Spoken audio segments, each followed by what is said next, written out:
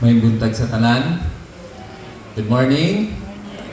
Ay, mas marami pala English dito. Sabihan natin yung katabi natin, masaya ako andito ka. Masaya ako. Tapigay ko yung nasa kaliwa, masaya ako andito ka. Salamat sa young people na nagpahiram ng Bible para magamit natin. Ayan, so. And to start with, binigyan ako ng topic ni Auntie about pag-start ng school year. Ayan, so ang title natin is From Start to Finish, Faith, Perseverance, and Integrity. And naalala ko lang yung kwento ni Leo Tolstoy about isang tao na binigyan siya ng opportunity na kung gaano kalaki yung maikot niya na lupa, kanya na. So, sa buong araw lang, hanggat hindi bumaba yung araw, lahat na maikot niya, basta masarado niya yung dulo, kanya na. So, ang ginawa nitong tao na to is umaga pa lang, madaling araw pa lang, sinalubong niya yung araw at nag-umpisa na siya maglakad. So, sa paglalakad niya, nakita niya yung mga magagandang part ng lupa, diretso lang siya ng diretso. Sabi niya, uy, medyo maganda dito. Diretso pa siya. Hanggang sa pahapon na, kailangan na niya bumalik. So, tumakbo na siya pabalik kasi kailangan niya maabutan yung araw na bago So, anong nangyari? Tumakbo na siya para makover niya yung sobrang laking lupa na gusto niya kunin. And ang ending, sa sobrang pagod niya, namatay. Okay? So, ito parang lesson ng greed, no? Yung katakawan, yung greedy. Greedy. Okay? So, itong pag-aaralan natin is paano ibigay yung best natin at the same time, paano natin maiwasan yung maging greedy tayo. Amen? Amen? Ang hirap pa naman sa greediness kasi hindi mo malaman. Ay, hindi kagaya sa pagkain, pagka busog ka na, mag-stop ka na, tama? Ang problema sa pera, hindi mo alam kailan ka hihinto. Dati, sabi mo, pag kumita ka ng 100,000, masaya ka na. Nung kumita ka na ng 100,000, hindi ka pa masaya. Sabi mo, kaya pa to, 200,000. Kumita ka na ng 200, sabi mo, maging masaya ka na, hindi pa rin. Hanggang sa naging milyonaryo ka na, hindi pa rin.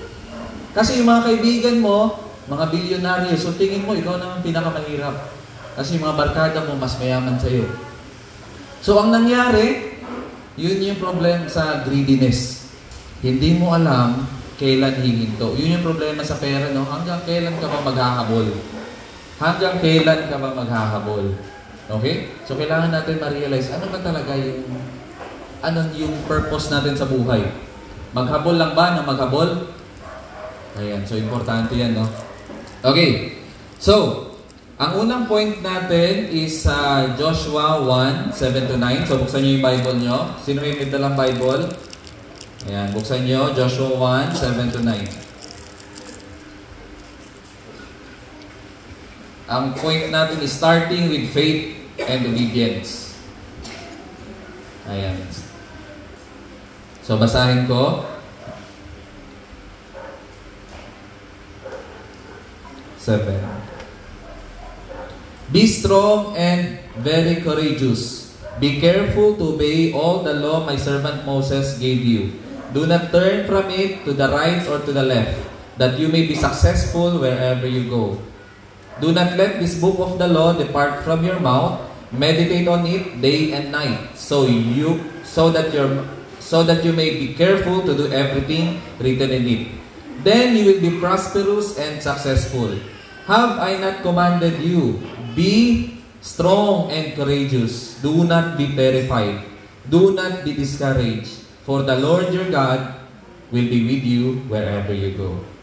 Ayan, so ang first point natin is starting with faith and obedience. Say it with me, faith, obedience. Ayan, so yan yung pinakakailangan natin pag nag-start tayo. So karamihan, mahirapan mag-start, no? Sino ba dito na tatakot mag-start ng isang bagay?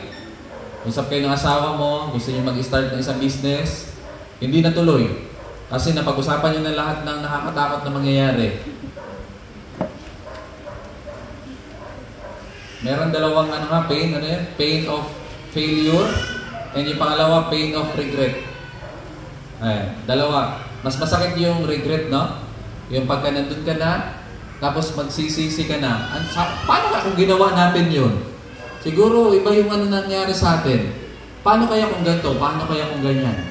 Ayan, no? So, dito sa Joshua, ang advice ni Lord kay Joshua, patay na si Moses. So, nakakatakot to. Sanay sila sa wilderness 40 years.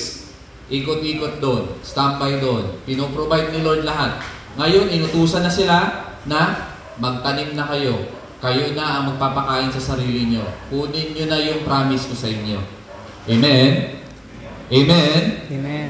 Yung promise ni Lord po sa atin, para makuha natin, kailangan natin ng faith and obedience. May pangako ba si Lord sa'yo?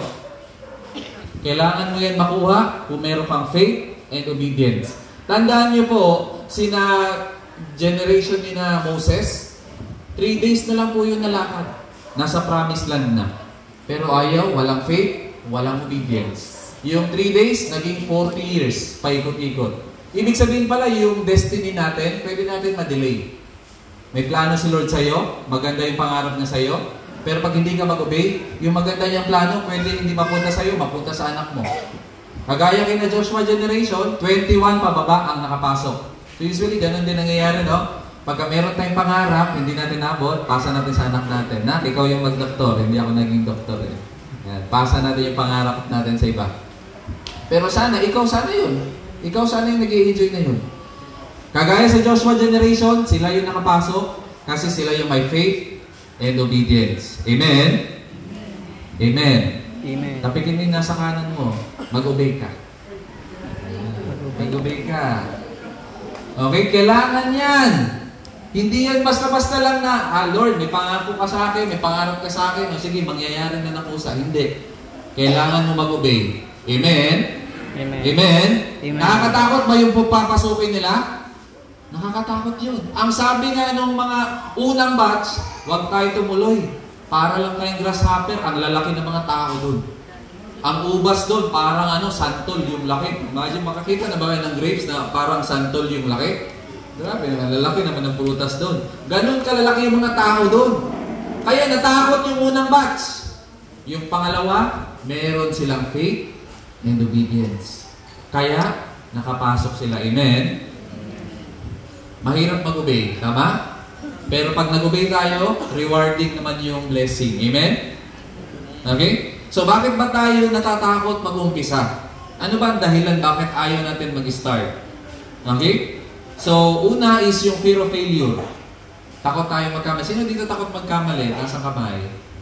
Takot pumalpak, takot magkamali. Ayan. So, normal yan, no? Pero yung fear of failure, kailangan natin ipagilid yan. Kasi we learn from our failures. Tama hindi? Mas marami kang matutunan pag nagkakamali ka. Mahirap lang kung na-train ka sa isang bahay na bawal magkamali.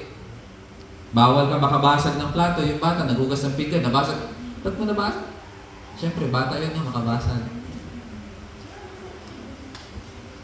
Pagka meron ka, pinalaki ka na bawal magkamali, minsan pagka ikaw na lang mag-isa, takot ka din magkamali. Kaya ngayon tuloy, meron ka sanang gustong subukan, ayaw mo subukan. Kasi ayaw mo mag-fail. Ang sabi ni John Maxwell, if you are not failing at least 5 times a day, you are not growing. Hindi ka raw nag-grow. Kasi ang ginagawa mo palagi, yung alam mo na. So, importante. Okay? Tapigin mo nasa kaliwa, huwag kang matakot magkamali. Okay?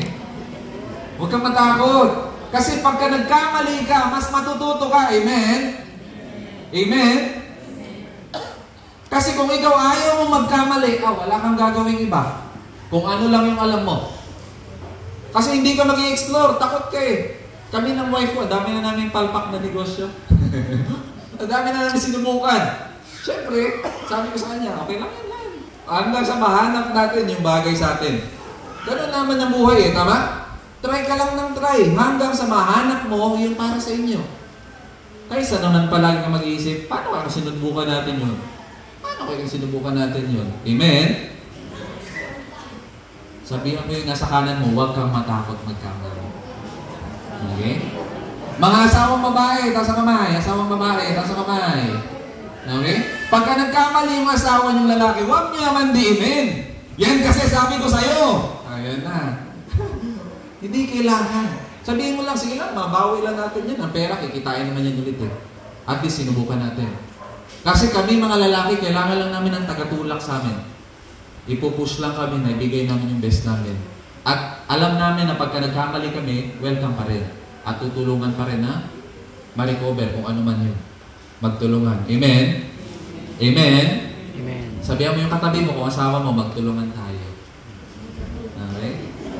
Ayan. Magtulungan. Ayan na, kinawayan na yung nasa malayo. Magtulungan ha, hindi magsisihan. Meron pa nangyayari sa sisihan? Wala, no? Masusolve ba yung problema pag may sisihan? Wala. Sa amin ni Lodi, pagka may problema, ako palagi ang may kasalanan. Tama yun, kasi ako yung leader eh, di ba? Para pag may success din mangyari, ako din may kagagawan. Kasi ako yung leader eh. So kailangan merong isang leader lang na willing mag-take ng risk. Kasi doon nyo malalaman kung ano mangyayari sa inyo. Hanggang sa, lalo mga bata, kasi mga bata pa dito, taas ang kamay.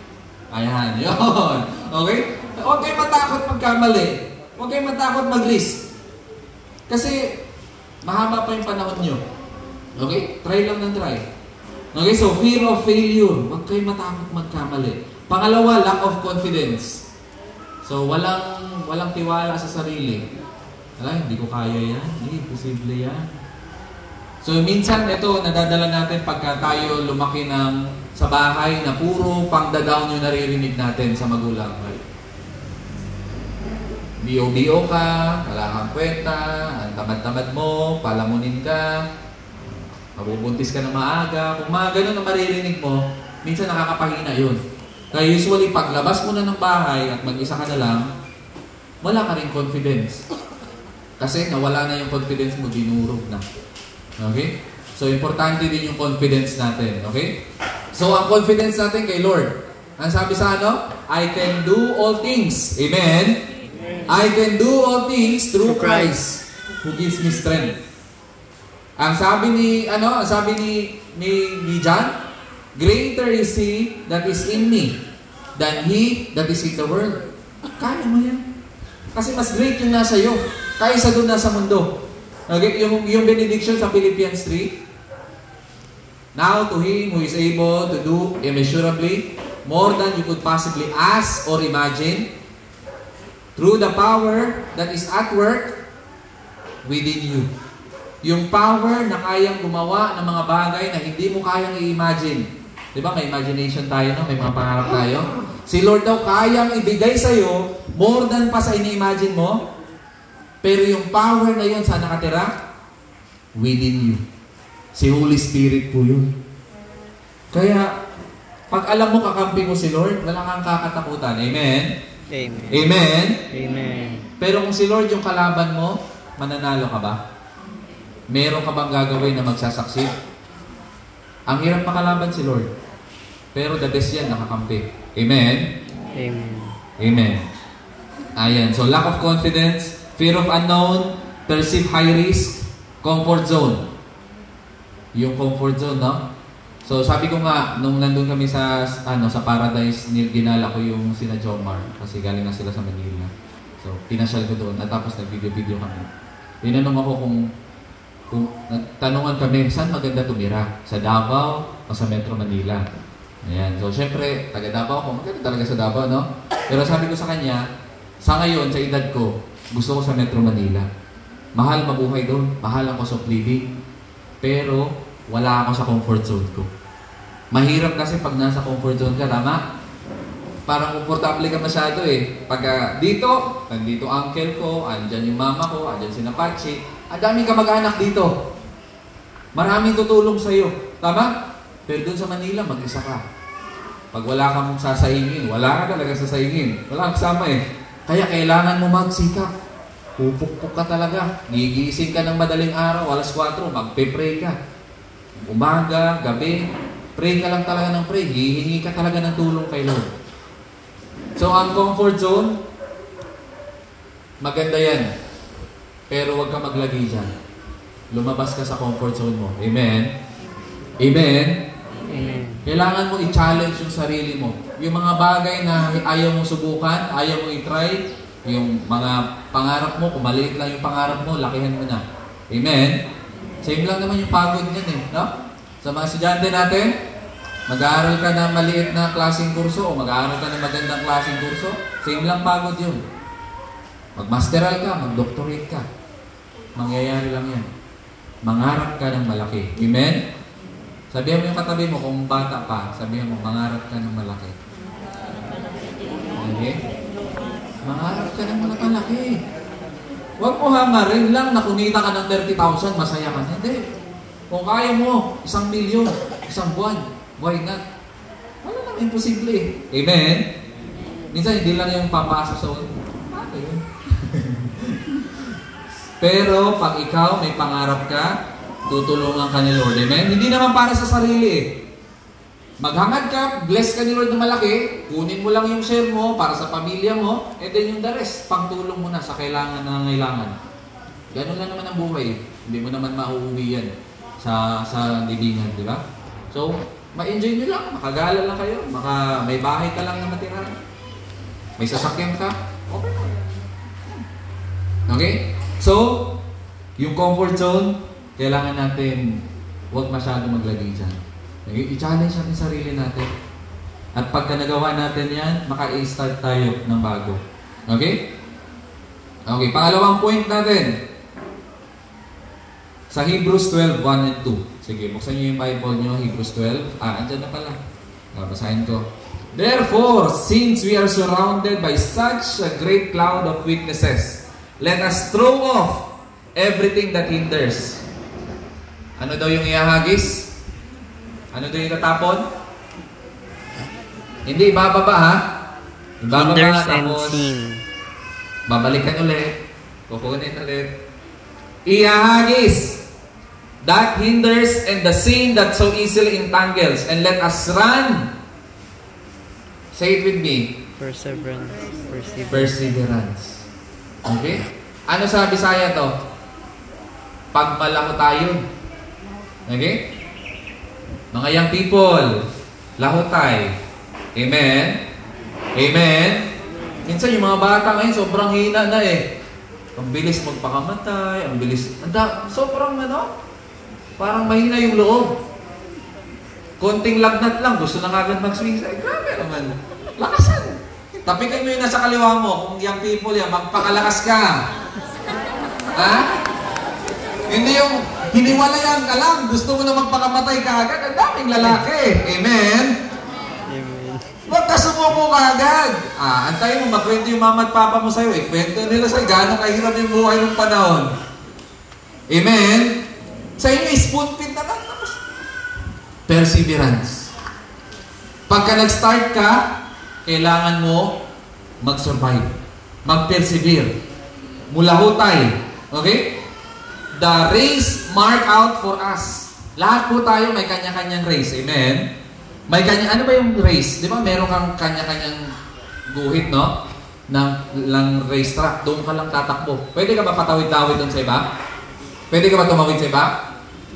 Babanggain ka nung nasa likod. Eh, kung si Usain Bolt yung nasa likod mo, parang motor yun. Sobrang bilis. Pag binangga ka, baldado ka talaga. Ang point ko, si Lord may hinanda sa atin na tatakbuhin natin. Amen? Kaya huwag kang mainggit sa katabi mo. Sabihan mo yung katabi mo, huwag kang mainggit sa akin. Kanya, huwag kang mainggit sa kapitbahay. Amen? Yung kapitbahay mo, bumili ng bagong sasakyan. Ikaw, binenta mo kagad yung lumang, bumili ka rin ng bago. Yung kapitbahay mo, bumili ng TV. Ikaw rin, bumili ka rin ng TV. Nakakapagod kaya yung buhay inggitera. Tama ba? Masaya ka na sana, meron kang sahod ng 30,000. Pero yung katabi mo, 40,000 yung sahod. Parehas lang kayo sa isang opisina. Ngayon, imbis na maging masaya ka sa sahod mo, galit ka na tuloy. Kasi, yung kasama mo, hindi masyado nagtatrabaho. Tapos ikaw, mas masipag ka pa sa kanya, mas malaki sahod, magagalit ka talaga, no? Ang envy po, ang inggit po, nakakawala ng joy. Amen ba? Kaya sabi ko, tingin ka lang sa tinatakbo mo. Huwag mong pansinin yung iba. Naiinggit ka sa milyonaryo? Nako, baka pag malaman mo problema niya, pang milyonaryo din, baka di mo kayanin. Amen? Amen? Amen. Gusto mo ng 1 million? Ang tanong, meron ka bang halagang 1 million na karakter? Kaya mo ba yung 1 million na halaga na problema? Kasi ganun yan eh. Si Lord po, God is more concerned in building our character than giving what we want. Si Lord kaya niya ibigay. Sabi niya, silver and gold are mine. I can give whoever I wish. Pero i-check niya yung anak niya. Ready ka ba sa blessing na? Naalala ko pag nag-sermon ako doon sa church ko, mga bata, tatanong, sino gusto dito i-bless yung papa nila, bigyan ng 1 million? Ayaw magtaas ng mga bata? Ayaw i-bless nila yung papa nila? Sabi na yung isa, si Bambi. Maliit pa ngayon, malaki na si Bambi. Sabi ni Bambi, bakit Bambi, bakit ayaw mo? Eh baka mambabae, pastor eh. Iwanan kami. Amen? Ang pera po, may kakatumbas yan na obligasyon, na responsibility. At pwede yan maging maganda buhay nyo or mawasak ang buhay nyo. Kaya kung hihiling ka ng pera, siguraduhin mo, ready ka dyan. Kasi hihiling ka na 1 milyon na kita buwan-buwan. Kaya mo ba yung halagang 1 milyon na problema buwan-buwan din? Amen? Amen? Kaya bago tayo manghingi kay Lord, sabihin natin kay Lord, i-ready mo yung karakter ko, Lord. Ganun yung buhay eh. Progressive, di ba? Masaya ka sa 30, tapos 100. Tapos pagdating ng 100,000 na yung kitaan mo, naging mayabang ka, papaluin ka ni Lord. Bababa ka ulit sa 30. Amen? Kasi naging mayabang ka, biglang naging boss ka sa pamilya. Hindi ka panganay, pero nag-astang panganay ka na. Ikaw na yung nasusunod sa lahat. Nakikialam ka na ng buhay ng may buhay. Pinapakialaman mo na lahat. Minsan ganun sa mga kamag-anak, no? O sino pinakamayaman, yun yung pinaka-ano. Oh. Pero ang sabi, pag ganun yung ugali natin, papaluin tayo ni Lord. I-humble tayo. Kailangan, huwag kang makialam ng buhay ng may buhay. Focus ka lang sa pinapagawa ni Lord sa'yo. Amen? Amen? Tumulong ka lang. Kung gusto mo tumulong, pero hindi mo kailangan mangimasok at makialam. Amen? Pag nangyari yun, ako, mapapalo tayo. Okay? So, mahirap mapalo. Pero part yun, para mag-grow tayo. Okay? So, ang second point natin, endurance in the face of challenges is crucial. Okay? Persevering through challenges. Kailangan natin mag-persevere sa problema. Tanong, meron ba dito walang problema? Sino gusto makakita dito ng walang problema? Punta tayo sa cemetery. Doon, walang problema na, mga patay na yun eh. Kasi pag buhay ka, may problema. Amen? Amen? Part yun ng buhay. Hindi lang yun para sa unbeliever, pati din sa mga Christian. Pag mo isipin na pag tinanggap mo si Lord, walang, hindi. May problema ka rin. Kasi part yan. Pagkikipag-isa yan sa humanity na lahat tayo nakaka-relate sa isa't isa at nagpapalakasan tayo. Tama ba? Kasi nakakaintindi ka, uy, ako nung pinagdaanan mo yung ganyan, ito yung ginawa ko. Nakaka-relate ka. Kasi nga, ang problema ay normal. After mo masolve ang isang problema, may nakapila. Next na problem ulit. After mo masolve yung isang, meron na namang bago. Tama ba? Pansin nyo? Hindi na ubos, no? Kaya sabi ko, kung ikaw magiging masaya ka lang pag natapos mo lahat ng problema, ay hindi ka magiging masaya. Kasi hindi natatapos yung problema eh. Amen? Amen? Amen. Kung sasabihin mo, magpapasalamat lang ikaw kay Lord pagka nawala na lahat ng problema, ay hindi ka makakapag-thank you kay Lord. Kasi hindi mawawala yan. Palaging may nakapila na problema. Amen? Sabihan mo yung nasa kanan mo, maging masaya ka na. Okay, maging masaya ka ngayon. Huwag mo antayin. Huwag mong antayin ang hinuhope natin yung maging masaya tayo in the future, no? Kaso we are living in the present. So hindi mo talaga maabot yung gusto mo maging masaya kasi future yung palagi eh. Tama ba? You are living in the present and you want to be happy in the future, eh hindi mo naman maabot yun kasi kada bukas, present na naman yun. Kaya kung hindi ka matututo magpasalamat kay Lord, hindi ka matututo maging masaya ngayon kung anong meron ka, hindi ka talaga magiging masaya. Amen? Kaya matuto tayo magpasalamat kung anong bigay sa atin ni Lord. Hanggang anong oras lang ang sermon? Okay, tuloy natin. So dito sa Hebrews 12, yung mga Israelites, maraming mga face na numerous challenges, no? And marami silang pinagdadaanan. Pero kailangan nila mag-survive. Alala niyo si Nehemiah, nung binibuild yung wall? Anong dami problema niya nun, no? Mismo fellow Jew niya, fellow Israelite niya, hindi siya sinusuportaan. Okay, mahirap yun, no? Mga minsan fellow Christian mo, hindi ka suportahan sa gusto mong gawin. Minsan fellow mga kamag-anak mo, ayaw ka suportahan. Ang hirap nun. Pero si Nehemiah, hindi sumuko. Amen ba? Amen? Amen. Basta kakampi mo si Lord, wag kang sumuko. Amen? Amen? Amen.